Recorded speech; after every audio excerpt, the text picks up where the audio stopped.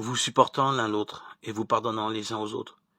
Si l'un a un sujet de plainte contre un autre, comme le Christ vous a pardonné, vous aussi faites de même. Colossiens 3,13. L'amour supporte tout.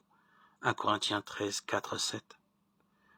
Certaines personnes très aimables en société ont un caractère détestable dans leur famille. Toujours de bonne humeur en compagnie de leurs amis ou au travail, elles se taisent ou parlent durement dans leur foyer. Toujours prêtes à rendre service au dehors, elles ne veulent pas être dérangées par ceux qui vivent sous le même toit. Patientes dans leur travail à la maison, elles s'énervent à la moindre contrariété. D'où vient cette double attitude? À l'extérieur, nous tenons à ce que les autres aient une bonne opinion de nous. Par contre, à la maison où chacun se connaît, nous n'avons pas à jouer un rôle.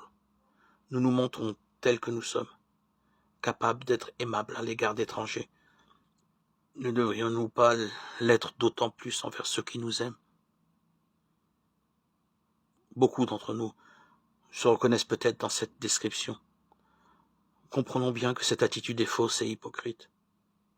Or, Dieu veut la vérité dans l'homme intérieur, psaume 51, 6, et n'approuve pas ce comportement à deux visages.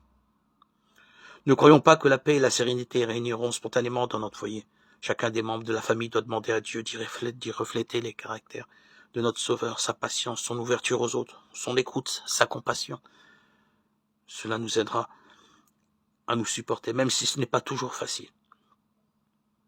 C'est à cela que vous avez été appelés, car aussi Christ a souffert pour vous, vous laissant un modèle afin que vous suiviez ses traces. 1 Pierre 2, 21.